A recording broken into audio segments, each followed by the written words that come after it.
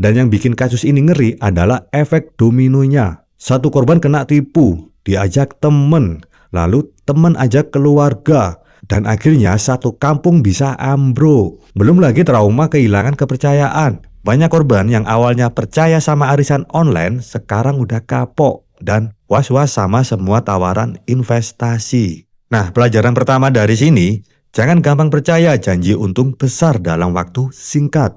Skema Ponzi itu udah kayak bom waktu, pasti meledak. Yang kedua, cek legalitas dan transparansi. Kalau nggak jelas sistemnya, mending mundur. Dan ketiga, literasi keuangan itu wajib. Nggak cuma buat yang ikut arisan, tapi buat kita semua di era digital ini.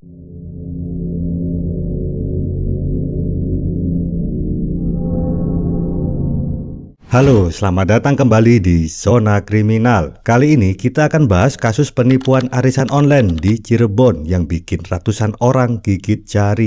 Bayangin ya, bayangno. Duit miliaran raib gara-gara iming-iming untung besar dari seorang wanita berinisial YM. Penasaran kan gimana ceritanya? Ayo kita bedah bareng-bareng kasus ini, mulai dari modus liciknya sampai pelajaran apa yang bisa kita petik.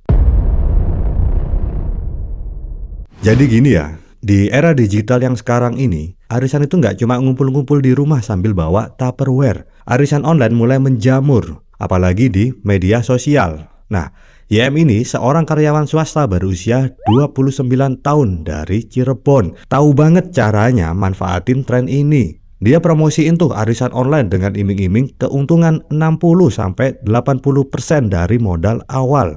Gila ya, kewendeng. Siapa coba yang nggak tergiur? YM pinter banget bikin orang percaya. Dia pamer testimoni sukses, screenshot transferan. Pokoknya bikin calon korban ngiler. Prosesnya melalui grup-grup WhatsApp dan juga postingan Instagram. Dia kumpulin tuh ratusan peserta. Dari tetangga, temen, sampai orang-orang yang nggak saling kenal. Dan dana yang udah masuk bukan main. Katanya sih sampai miliaran rupiah. Tapi ya seperti kata pepatah, kalau kedengaran terlalu bagus untuk jadi kenyataan, ya biasanya memang bohong. YM tuh nggak bener-bener kelola duit itu untuk arisan. Dia mainkan skema Ponzi. Duit peserta baru dipakai buat bayar peserta lama. Awalnya sih lancar, tapi lama-lama ya boncos. Karena sistem ini lama-lama akan ambruk.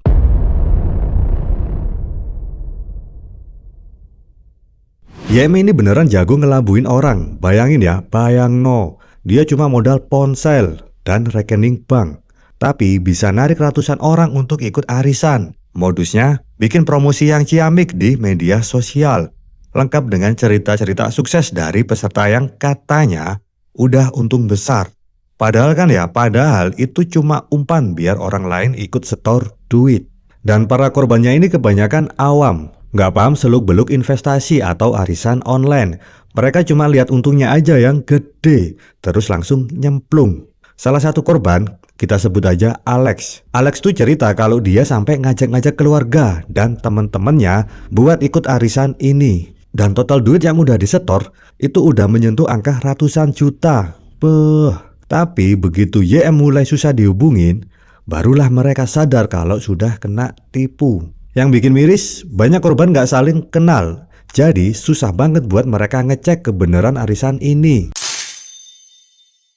YM tuh kayak main sulap. Dana yang udah masuk dikeluarin buat bayar sebagian orang. Sisanya nggak tahu kemana. Sampai akhirnya polisi tuh bilang, kerugian awal yang dilaporin udah di angka 46 juta. Tapi dugaan mereka totalnya bisa nyampe 3 miliar.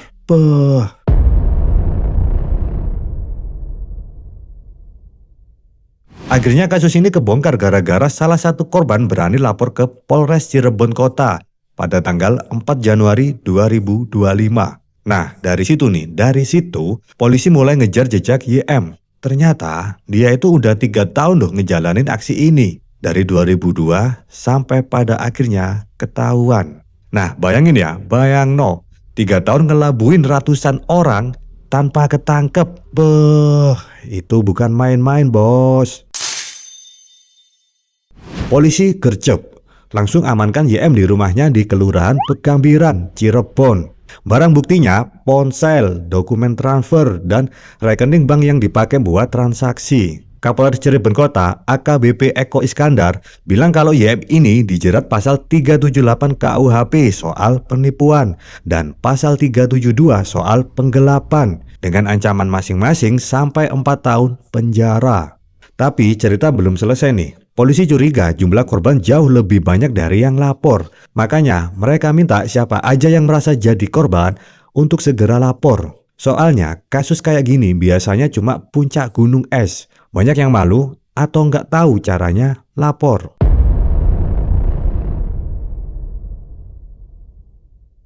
Kasus ini harusnya bikin kita mikir. Arisan online itu nggak selalu buruk, tapi kalau nggak hati-hati bisa bikin kantong jebol.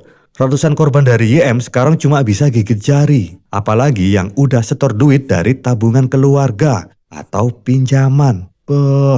Ada yang bilang ini tuh duit buat sekolahin anak. Malah habis. Nyesek kan?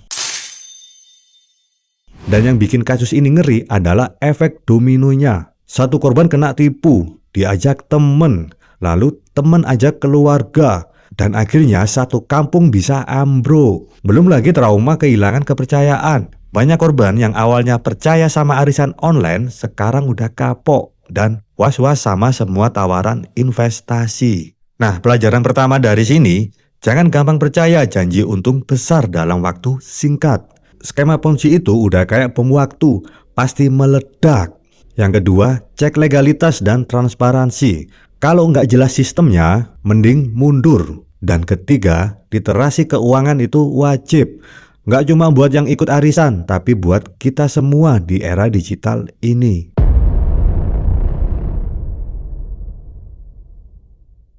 Sekarang YM udah ditahan, tapi kasusnya masih bergulir.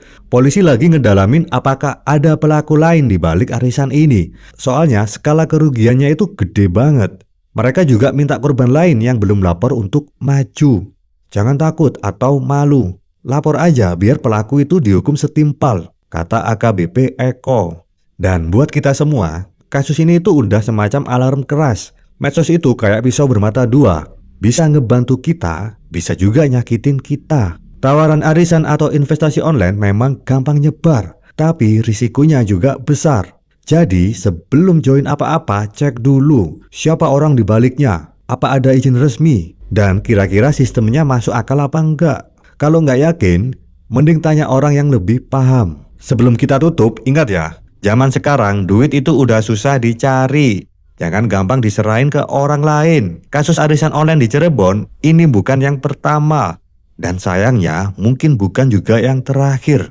Jadi stay smart dan stay safe. Oke, itu tadi cerita tentang penipuan arisan online yang bikin heboh di Cirebon. Kalau kalian punya pengalaman atau opini soal kasus ini, tulis cerita kalian di kolom komentar. Dan jangan lupa subscribe channel ini biar nggak ketinggalan literasi-literasi lainnya. Aku Berio WB.